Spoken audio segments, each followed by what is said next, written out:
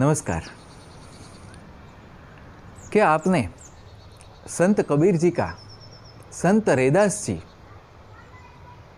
संत पीपाजी, संत धन्ना जाट, संत पीपाजी महाराज, इन सब के नाम सुने हैं? आप कहेंगे किसने नहीं सुना। पूरे भारत में से ऐसे लोग कौन हैं जिन्होंने इन महान संतों के नाम नहीं सुने?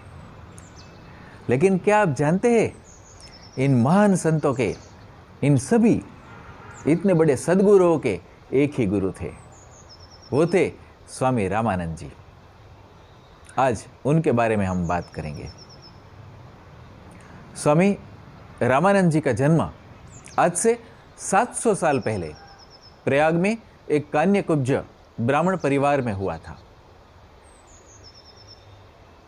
आपको आश्चर्य होगा, सिर्फ 4 साल की उम्र में उनको श्री राम का चरित्र कंठस्थ हो गया था, रामायण कंठस्थ हो गई थी। 12 साल की उम्र में सभी शास्त्र में पारंगत हो गए। काशी में श्री संप्रदाय में वे अपने गुरु श्री राघवानंद स्वामी से दीक्षित हुए और उसके बाद काशी में ही रुक गए। काशी में पंचगंगा घाट पर कुटीर बनाकर रहते थे और वहाँ तपस साधना में निरत रहते थे। धीरे धीरे उनकी ख्याति बढ़ने लगी, लोग आने लगे। वैसे तो वे साधनारत रहते थे, भक्ति में रहते थे, लेकिन धीरे धीरे कुछ समय निकालकर सत्संग करवाना शुरू किया। लोगों को प्रवचन देते थे, उपदेश देते थे, सत्संग करवाते थे, भक्ति का प्रचार करते थे। उन्होंने भक्ति की सगुण धारा और निर्गुण धारा दोनों का समन्वय कर लिया। सगुण राम और निर्गुण राम दोनों की भक्ति और सिद्धांत लोगों को समझाए, बताए। धीरे धीरे उनकी कीर्ति फैलने लगी और अनेक लोग उनका शिष्यत्व स्वीकार करने के लिए आने लगे। लेकिन ऐसा कहा जाता है कि वो इतने चैतन्य से भरे रहते थे, इतने वाइब्रेशंस थे कि वो सिर्फ परमात्मा का स्मरण करके शंख फूंकते थे तो लोगों को ध्यान लग जाता था, लोगों की जागृति होने लगती थी, आत्म जागृत होने लगे थे। तो स्वामी रामानंद जी के कई शिष्य हुए।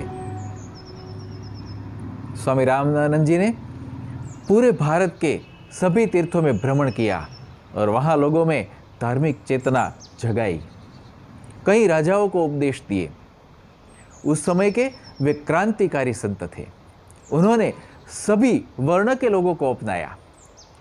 सिर्फ ब्राह्मण को ही दीक्षा दूंगा ऐसा नहीं, लेकिन क्षत्रियों को भी दीक्षा दी, वैश्यों को भी दीक्षा दी और शूद्र को भी अपना शिष्य बना लिया। पुरुष शिष्य भी थे और स्त्रियां शिष्या भी थी और विभिन्न वर्ग के थे। पीपा महाराज जैसे क्षत्रिय राजा अपना राजपाट छोड़ के उनके शिष्य बन गए थे।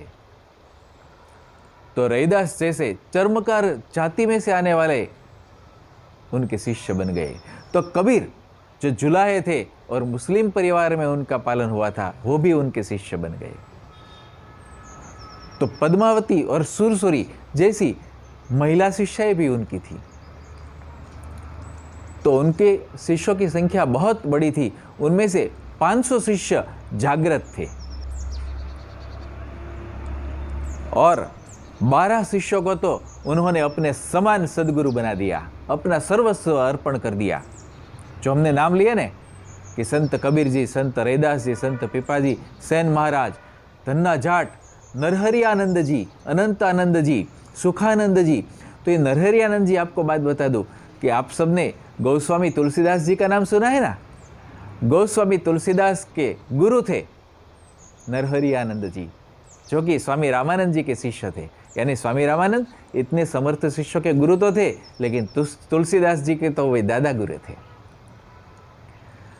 तो उन्होंने पूरे भारत में 12 गादी स्थान की स्थापना की और 12 गादी स्थान पर अपने ये समर्थ शिष्य थे, उनकी नियुक्ति की सद्गुरु के रूप में और उन्हें अधिकृत किया मंत्र दीक्षा देने के लिए।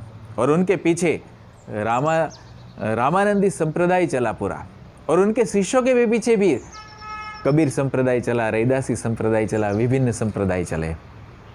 तो आप ऐसा कह सकते हैं कि पूरे भारतवर्ष की कई संत परंपराओं के उद्गम में थे स्वामी रामानंद जी, इसलिए उन्हें जगत गुरु कहते हैं, जगत गुरु स्वामी रामानंदाचार्य जी।